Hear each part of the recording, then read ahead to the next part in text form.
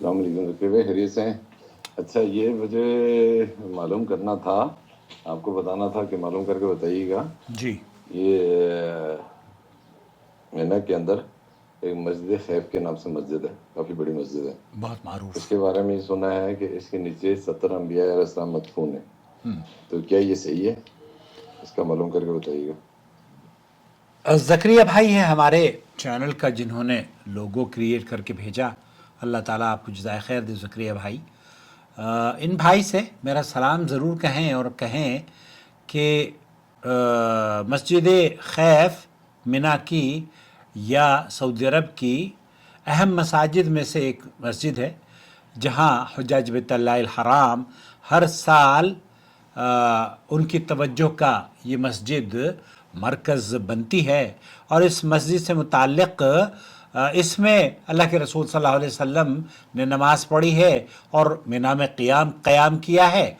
اس لیے اس مسجد کی بڑی فضیلت ہے. البتہ جو روایت مشہور کی گئی ہے کہ 70 انبیاء اس مسجد کے نیچے مدفون ہیں اور اس میں نماز جو پڑھی جاتی ہے، اصل میں کو ہمارے ہاں جو طبقہ ہے نا، ایک بہت بڑا طبقہ جن کا تعلق قبروں سے، زندوں سے زیادہ قبروں سے ہے. اور قبر والوں سے تو عقیدت اتنی ہوتی ہے کہ وہ اپنی ہر حاجت کو پورا کرنے کے لیے ان قبر والوں کا رخ کرتے ہیں، چاہے ہوئے حجویری کی قبر ہو، نظام الدین والے کی ہو، اجمیر والے کی ہو، اجمیر کی یا کلیر کی، کہیں کی بھی ہو. تو یہ بہت ساری قبریں ہیں، مصر میں بھی موجود ہیں. لیکن نبی کریم صلی اللہ علیہ وسلم کی قبر الحمدللہ اللہ رب العالمین نے اس فتنے سے محفوظ رکھی ہے.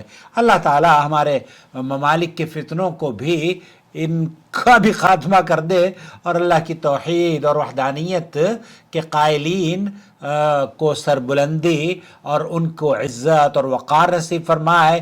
اور اس طرح کی درگاہوں پر اللہ رب العالمین جو شرک اور مشرکانہ اور بدعتی کام ہو رہے ہیں، اللہ تعالیٰ اس سے آپ کے ملک کو بھی اور ہمارے ملکوں کو بھی پاک فرما لے.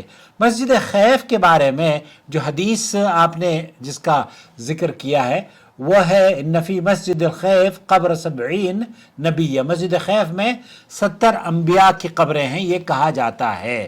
روایت یہ اس کی جو اسنادی حیثیت ہے، علامہ البانی رحمۃ اللہ علیہ نے اور دیگر محدثین نے اس حدیث کو سلسلۃ الضعیفہ میں، یہ جو ضعیف اور موضوع روایات ہیں اس میں نقل کیا ہے اور اس حدیث کو ضعیف قرار دیا ہے. شیخ عبداللہ بن جبرین رحمۃ اللہ علیہ ہیں اور سعودی عرب کے کبار اکثر اہل علم کا موقف یہی ہے کہ اس کے بالکل برعکس ایک روایت ملتی ہے جس میں 70 انبیاء نے اس مسجد میں نماز پڑھی ہے، اس کا تو تذکرہ کیا ہے، لیکن 70 انبیاء وہاں پر مدفون ہیں، اس کا تذکرہ نہیں کیا ہے. تو دوستو، بھائیوں اور بہنوں، متعدد محدثین نے اس کی سند کو نہایت ہی کمزور قرار دیا ہے اور یہ قابل استدلال اور قابل اعتبار حدیث نہیں ہے.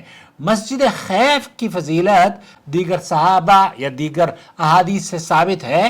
قبروں کی موجودگی کو مسجد کی فضیلت کا معیار نہیں بنانا چاہیے.